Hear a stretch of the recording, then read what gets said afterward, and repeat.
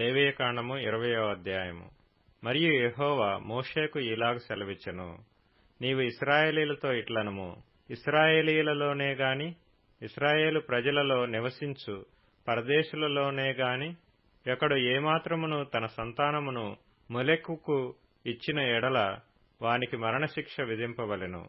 మీ దేశ ప్రజలు రాళ్లతో వాని కొట్టవలెను. ఆ మనుష్యుడు నా పరిశుద్ధ స్థలమును అపవిత్రపరచి నా పరిశుద్ధ నామమును అపవిత్రపరచుటకు తన సంతానమును మొలెకుకు ఇచ్చెను గనుక నేను వానికి విరోధినై ప్రజలలో నుండి వాని కొట్టివేతును. మరియు ఆ మనుష్యుడు తన సంతానమును మొలెకుకు ఇచ్చుచుండగా మీ దేశ ప్రజలు వాని చంపక చూచి చూడనట్లు తమ కన్నులు మూసుకొనిన ఎడల నేను వానికిని వాని కుటుంబమునకును విరోధినై వానిని మొలెకుతో వ్యభిచరించుటకు వాని తరిమి వ్యభిచారము చేయు వారినందరినీ ప్రజలలో నుండి కొట్టివేతును. మరియు కర్ణపిశాచి గలవారితోనూ సోదెగాండ్రతోనూ వ్యభిచరించుటకు వారి తట్టు తిరుగువాడెవడో నేను వానికి విరోధినై ప్రజలలో నుండి వాని కొట్టివేతును. కావున మిమ్మును మీరు పరిశుద్ధపరచుకొని పరిశుద్ధులై ఉండుడి. నేను మీ దేవుడినైన యెహోవాను. మీరు నా కట్టడలను ఆచరించి వాటిని అనుసరింపవలెను. నేను మిమ్మును పరిశుద్ధపరచు యెహోవాను. ఎవడు తన తండ్రినైనను తన తల్లినైనను దూషించునో వానికి మరణశిక్ష విధింపవలెను. వాడు తన తండ్రినో తల్లినో దూషించును గనుక తన శిక్షకు తానే కారకుడు. పరుని భార్యతో వ్యభిచరించిన వానికి అనగా తన పొరుగువాని భార్యతో వ్యభిచరించిన వానికిని ఆ వ్యభిచారిణికిని మరణశిక్ష విధింపవలెను. తన తండ్రి భార్యతో శయనించినవాడు తన తండ్రి మానాచ్ఛాదనమును తీసెను. వారిద్దరికిని మరణశిక్ష విధింపవలెను. తమ శిక్షకు తామే కారకులు. ఒకడు తన కోడలితో శయనించిన ఎడల వారిద్దరికిని మరణశిక్ష విధింపవలెను. వారు వారి వరసలు తప్పిరి, వారి ప్రాణాపరాధము వారి మీద నుండును. ఒకడు స్త్రీతో శయనించినట్టు పురుషునితో శయనించిన ఎడల వారిద్దరూ హేయక్రియను చేసిరి గనుక వారికి మరణశిక్ష విధింపవలెను. తమ శిక్షకు తామే కారకులు. ఒకడు స్త్రీని ఆమె తల్లిని పెండ్లి చేసుకొనిన ఎడల అది దుష్కామ ప్రవర్తన. దుష్కామ ప్రవర్తన మీ మధ్య నుండకుండా వానిని వారిని అగ్నితో కాల్చవలెను. జంతుశయనము చేయువానికి మరణశిక్ష విధింపవలెను. ఆ జంతువును చంపవలెను. స్త్రీ తన్ను జంతువు పొందునట్లు దాని సమీపించిన ఎడల ఆ స్త్రీకిని ఆ జంతువునకును మరణమే విధి. ఆమెను దానిని చంపవలెను. తమ శిక్షకు తామే కారకులు.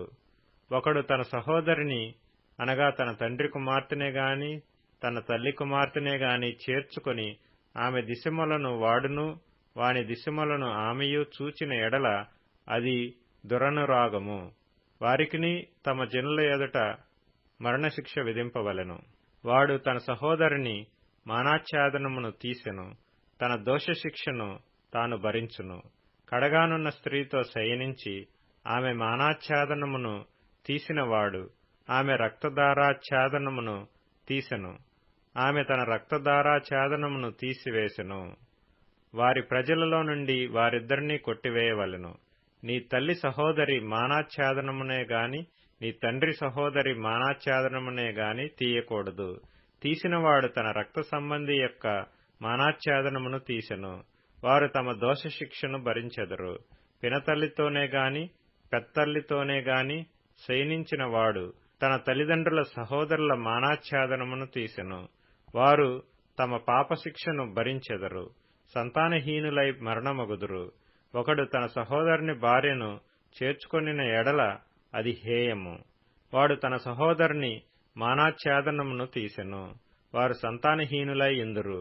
కాబట్టి మీరు నివసించినట్లు నేను ఏ దేశమునకు మిమ్మును తీసుకొని పోవుచున్నానో ఆ దేశము మిమ్మును కక్కివేయకుండునట్లు మీరు నా కట్టడలన్నిటినీ నా విధులన్నిటినీ అనుసరించి నడుచుకొనవలెను. నేను మీ ఎదుట నుండి వెళ్లగొట్టుచున్న జనముల ఆచారములను బట్టి నడుచుకొనకూడదు. వారు అట్టి క్రియలను చేసిరి గనుక నేను వారి యందు అసహ్యపడితిని. నేను మీతో చెప్పిన మాట ఇదే, మీరు వారి భూమిని స్వాస్థ్యముగా పొందుదురు. అది అనగా పాలుతేనెలు ప్రవహించు ఆ దేశము మీకు స్వాస్థ్యముగా ఉండునట్లు దాని మీకిచ్చెదను. జనులలో నుండి మిమ్మును వేరుపరచిన మీ దేవుడనైన యెహోవాను నేనే. కావున మీరు పవిత్ర జంతువులకును అపవిత్ర జంతువులకును పవిత్ర పక్షులకును అపవిత్ర పక్షులకును విభజన చేయవలెను. అపవిత్రమైనదని నేను మీకు వేరు చేసిన ఏ జంతువు వలననే గాని ఏ పక్షి వలననే గాని నేలమీద ప్రాకు దేని వలననే గాని మిమ్మును మీరు అపవిత్రపరచుకొనకూడదు. మీరు నాకు పరిశుద్ధులై ఉండవలెను. యెహోవా అను నేను పరిశుద్ధుడను. మీరు నావారై ఇండునట్లు అన్యజనులలో నుండి మిమ్మును వేరుపరచితిని. పురుషుని యందేమి స్త్రీ యందేమి కర్ణపిశాచి అయినను సోదె అయినను ఉండిన ఎడల వారికి మరణశిక్ష విధింపవలెను. వారిని రాళ్లతో కొట్టవలెను. తమ శిక్షకు తామే కారకులు.